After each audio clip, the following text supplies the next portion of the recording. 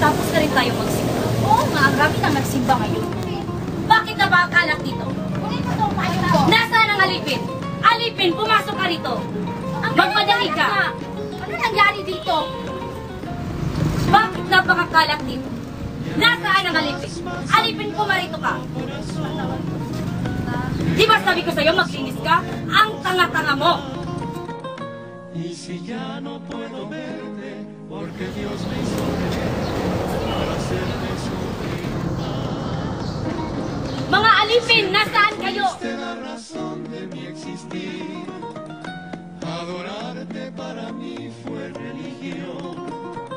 Y en tus besos yo encontraba el calor que me brindaban, el amor y la pasión. Es la historia de un amor como no hay otra igual, que me hizo comprender. Ang bagal-bagal yung kumilos. Ang rami pa naman ninyo. Wala kayong mga pinag-aralan, mga tao salot kayo sa lipunan. Oo nga naman, napakasalot nyo talagang mga injo. Di kayo nararapat dito? Umalis kayo sa lipunang ito. Mga alipin! Saan ba kayo? Punta kayo dito. Ba't ang kalat-kalat dito? Linisin niyo yan!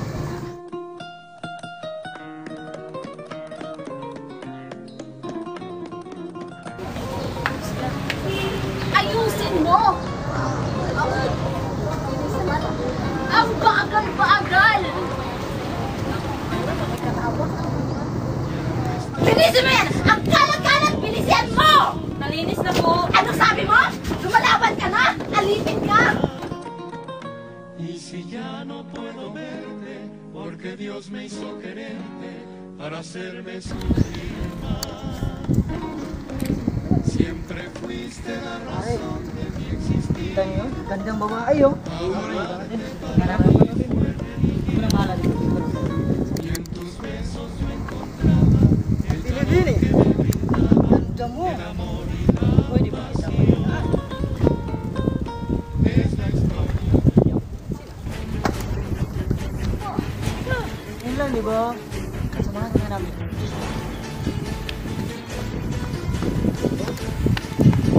Saan ka pupunta? Saan ka ba pupunta? Liligayan ka muna namin. Alam!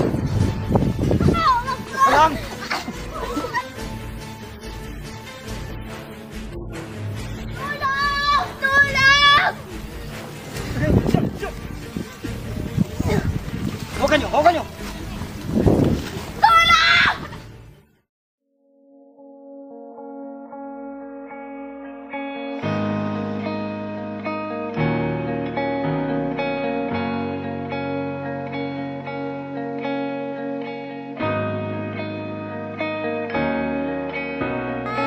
Tawagin niyo ang ama niyo!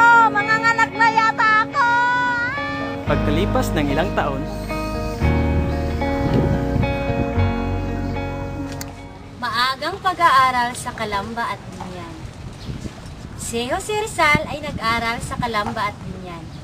Ito ay minsan lang nangyari na ang anak na lalaki ng isang ilustradong pamilya ay natanggap sa kanyang panahon. Sa pangangatawan ng 4 na R: reading, writing, arithmetic, at religion. Ang mga panuto ay stricto. Ang kaalaman ang siyang pinagdidiinan sa mga isip ng mga estudyante. Kahit nasa depekto ng sistemang Espanyol sa mababang paaralan, si Rizal ay isang lampa patungo sa pagiging isang higanting matalino. Hindi sa dahil siya ay, kundi sa kabila ng mga pangyayari. Sa maling sistema ng mga panuto na impluwensya ng mga Espanyol. Una ang guro.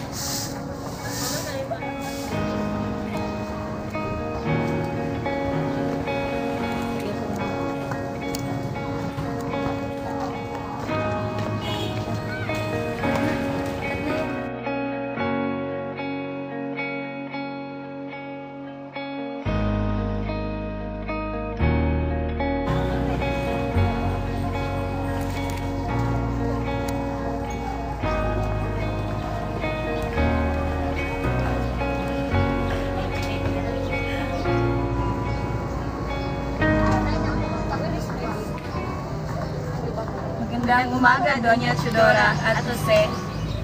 Jose, ako ang magtuturo ng guro. Okay po, ina.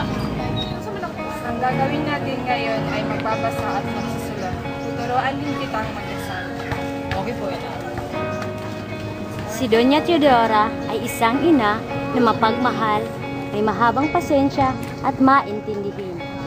Siya ang unang nakadiskubre na ang kanyang anak ay may angking talento sa pagsulat ng tula. Hinikayat niya si Jose na magsulat ng mga tula.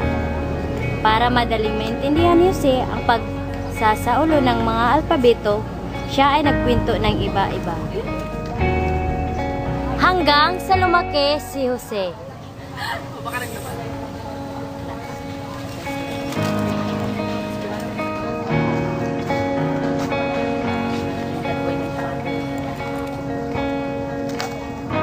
At kumuha ang kanyang mga magulang ng mga magtuturo sa kanya. Teodora, kailangan na natin maghahanap na magtuturo sa ating anak na si Jose. Oo nga, Francisco. Tama ka. Maghahanap na tayo.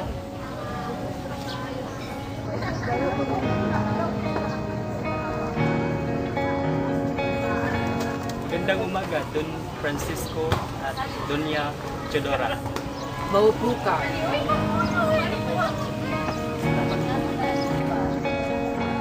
Sa kanilang pag-uusap, pinahiwatig ni Don Francisco ang kanyang pakiusap sa maestro na si Celestino. Celestino, pag-usap sana ako. Gusto ko sana ikaw ang magturo ng mga leksyon sa aking anak si Jose. Sa pagtatapos ng kanilang pag-uusap, tumuloy na ang guro at nagpaalam.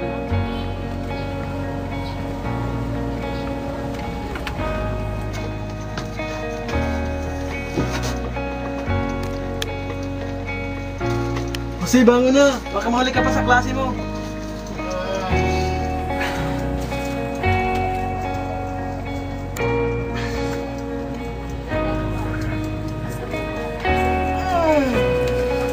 At agad-agad bumiis si Jose.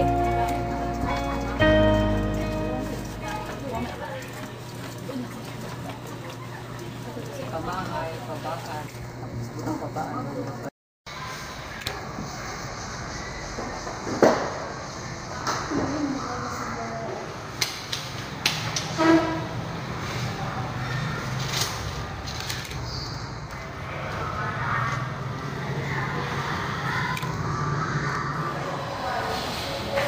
O, Pasyano, napadalaw ka. Opo mga siguro. Ito lang po pala si Sinakabatang kapatid. Dito lang po siya mag-aaral.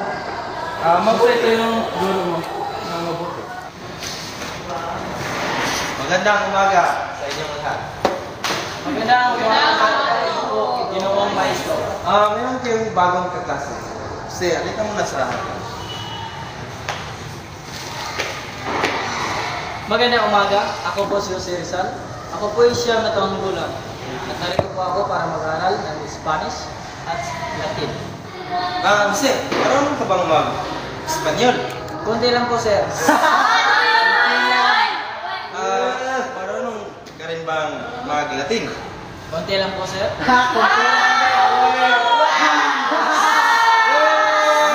Magsitahimik kayo, magsitahimik. Ano ba yun si Jose?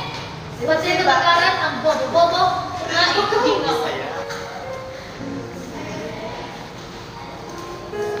Sa kahapunang iyon, habang natutulog ang kanilang guro, nagkasalubong si Jose at si Pedro.